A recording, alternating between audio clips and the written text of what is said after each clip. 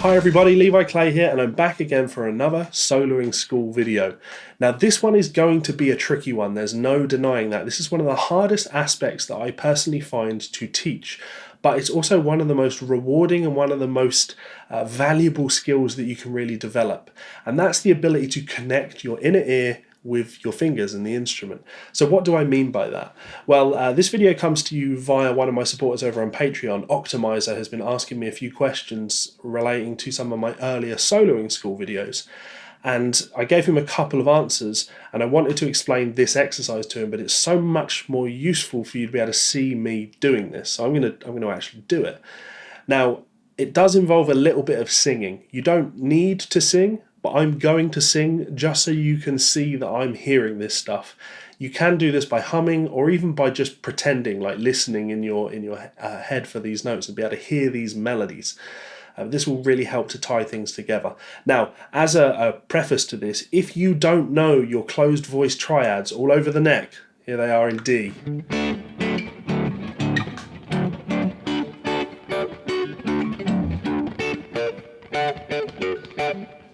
Etc. There's only 12 voicings. If you don't know that, this lesson is going to be a struggle for you.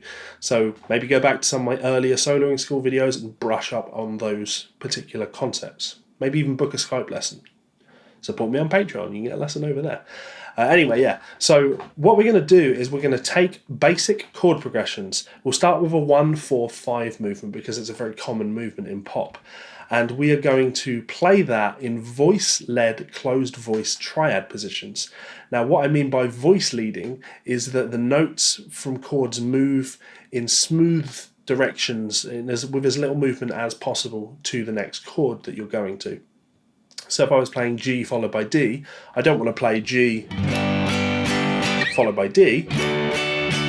That's a big parallel movement, and when you do that, the chords, they obviously have similarities because they're the same intervallic structure, but it's definitely smoother to play G and then D.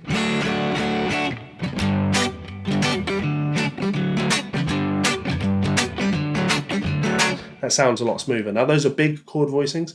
If I was just going to take a closed voice triad for each of those, for G I might play, and then for D, so that would be 5, 4 and 3 on the D, G and B strings. That's a G major triad. And then D major would be 4, 2 and 3. Now, of course, you can go through endless visualization exercises to help you achieve those particular things quicker. But yeah, that's the point. We should be able to play any G. I might play G like this. And then when I want to resolve to D, I would move to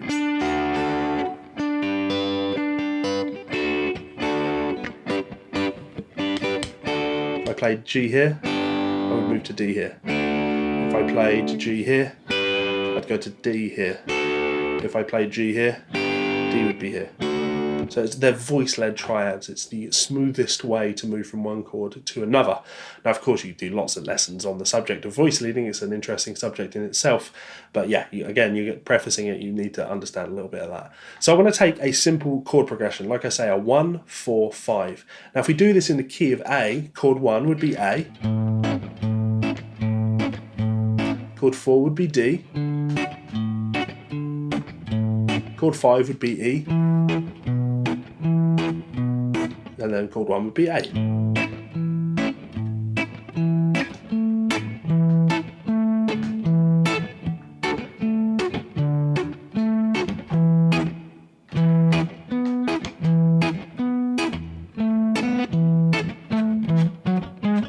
don't know, I did all of that literally just so I could go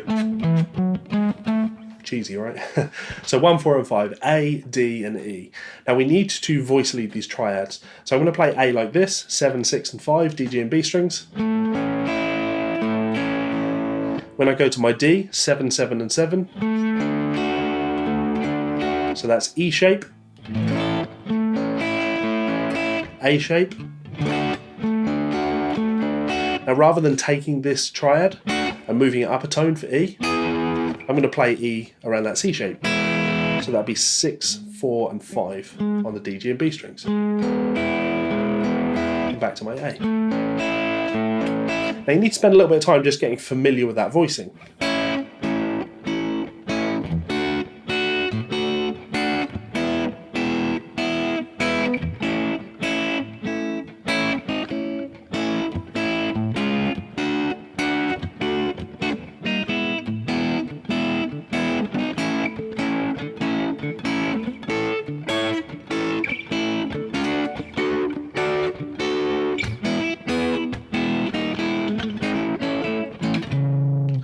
Play around on those triads all day long, right? They sound like the chord. Now, when you are comfortable with that, it's about learning to sing just the melody note for each one of these. Now, there are 3 different melody notes. First, we need to focus on that B string. So the note is E. Now, I've picked a really bad day to do this because I'm suffering from a bad cough. But if I take that E, ba, ba, it's falsetto it. Now when the chord changes to D, I can see that that note on top moves up a tone to F sharp. I need to anticipate what that's going to sound like. Ba, ba, ba, ba. Now that's my D. Now the chord moves to E. Now that same note moves down a tone again back to that original E. So if I wanted to play that melody, ba, ba, ba, that actually outlines those chord changes. Ba, ba, ba, ba. Now I could play those chords in any way, but if I sing that melody, it's going to support those chords. So.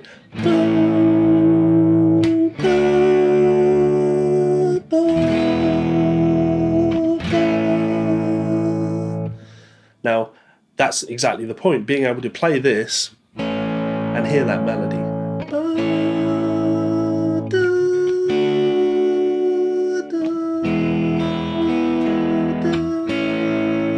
That's what you would have there for that melody. Now let's just explore what happens on the G string. So for the A chord, we're playing C sharp.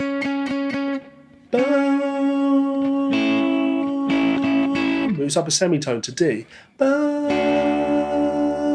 Back down to B. Back to the C sharp.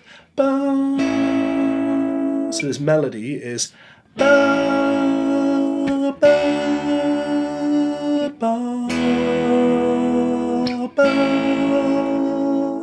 Now I'm not a singer, so like I said, this isn't about training you to be a singer. No one wants to be a singer, right? We want to be guitar players. But when I'm really doing this, I'm hearing that inside. So I'm just singing so you can hear what I'm hearing in my head. Just playing these voicings. And I'm hearing.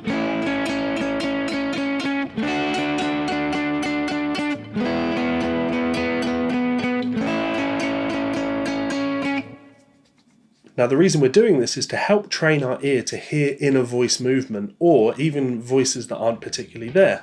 So if I go, same chords, ba, ba, ba, ba. It's a resolution, it gives you a feeling of resolution, which is really nice. Now finally, let's just do the bottom note. So A, ba, ba, sorry, ba, stays where it is, ba, drops a semitone, ba, ba, da, da, da, da, da, da, da, da,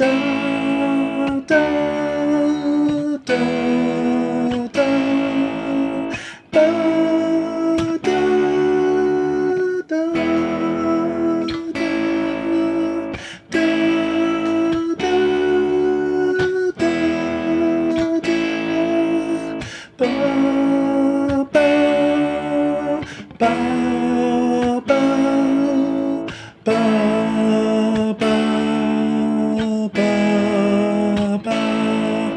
Now I could do all of those again with the open chord. Ba, ba, ba, ba, da, da, da, da, ba. There we go. Ba, ba, ba, ba,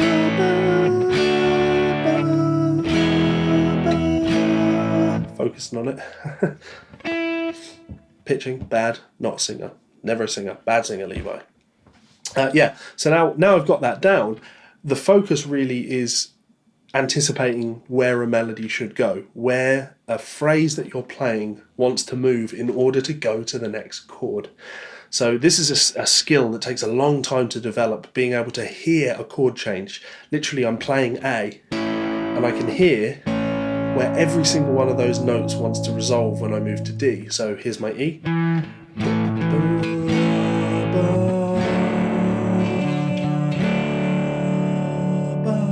Moving up to the G. Is it G that I want to move up to? E, even. Back to the A. So we'd be singing the notes E, E, F sharp, G sharp, which moves up a semitone to A. Do the same again. A, we'd want to stay on the A, then maybe we could drop down to a G sharp and then move back up to the A. Or maybe I go to the C sharp and then we'll move up to the D, and then we'll go up to the, what would it be, an E, and then we'll stay on the E because that would feel right when I move back to the A chord now. Now it's a silly demonstration, but I practice stuff like that. I honestly will sit with a chord, and I do this in lessons with students. I will sing like that, sing little stories of where the notes are moving to them, because we're trying to constantly anticipate that. When I'm improvising over changes,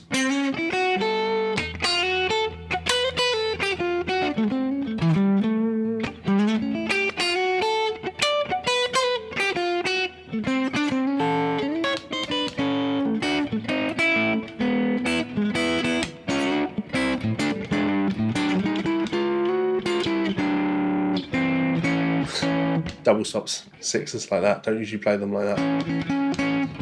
That makes more sense. Let's try that again. A. Now move to my D that I went. I want to go to the da da. I've landed on the third of D because that sounds good.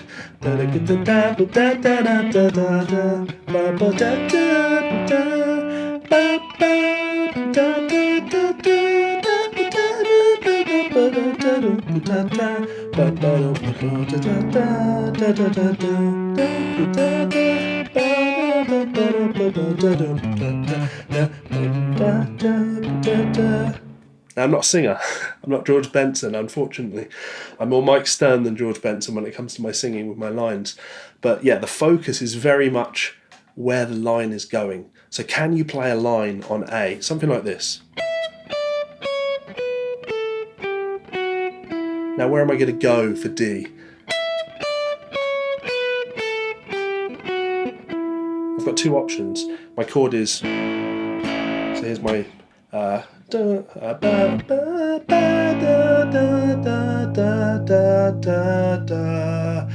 can move up to that F sharp.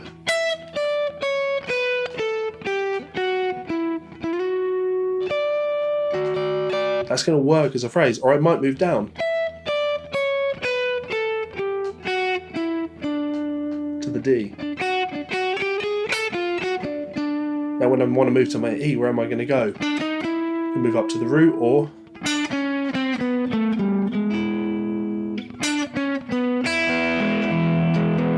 my A.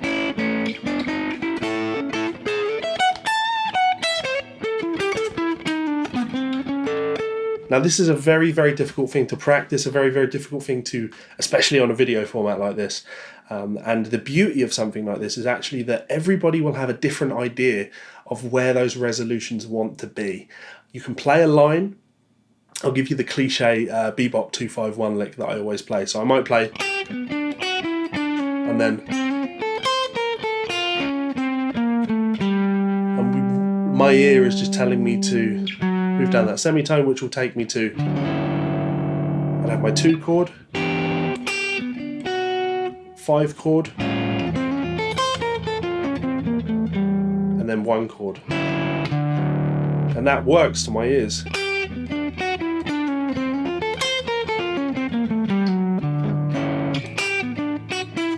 that again.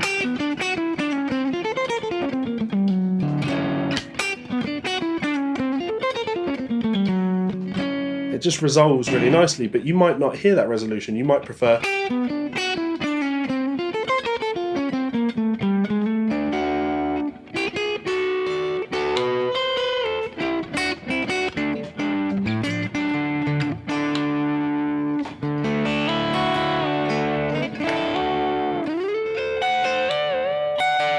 Again, palm bender.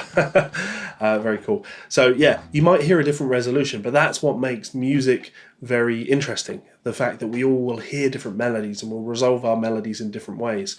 I go with what seems obvious to me, and actually I find this fascinating when I'm working with a student. I'll work on lines like this and I'll say, right, you've played this phrase. How do we resolve to D? And my ear just moves down a semitone. Ba, ba, ba, ba, ba. But some people will go boom, ba, ba, ba, ba. They'll hear that as a resolution. It's less appealing to me, but it doesn't make it any less right. It's totally right. It's just not the note choice that I would go for because of the note choice that I tend to lean towards playing. So yeah, follow this stuff, explore it, and find pathways through these chord progressions that are appealing to you and your ears. So there we go, guys. That is a really deep lesson, and I really do hope you enjoyed that. Like I say, if you did enjoy that, please do like, share, subscribe, tell your friends all about it, because I enjoy making videos like this and I would like to keep making more of them, and the more people that watch them, the more of them I will do. Having said that, I already do great thanks to these people over here on patreon.com. Did my video just get a lot darker there? Cheers, OBS. Yeah, thanks to these people over here on patreon.com. These guys help me bring in some money on YouTube every month, because you know what YouTube's like with adpocalypses, constant adpocalypses because of child sex trafficking rings and people saying mean things to other people. I don't do any of that here. I just want to help the masses with their education, and YouTube take that ability away from you. These guys allow me to keep making some money on YouTube. So thank you very much, guys. It really does mean a lot. And you can support me for as little as $1 on Patreon. So I would urge you to consider it. Or of course you could buy one of my books. There's one just there. Look at that. Slide guitar soloing techniques. Plenty more, content on this type of thing, triads, and yeah, in all of my books. I bang on about triads quite a lot. Anyway, besides the point, if you would like to check me out on Patreon, you can do so by clicking this button up here. You can subscribe by clicking that little button down there. You will find 2 more of my videos here and here. Thank you so much for all of the support, guys, and I mean it. If you have any questions about this, please do let me know in that comment section below. I am more than happy to help you guys out wherever I can. So much love, and I will see you for another lesson soon. Get practicing.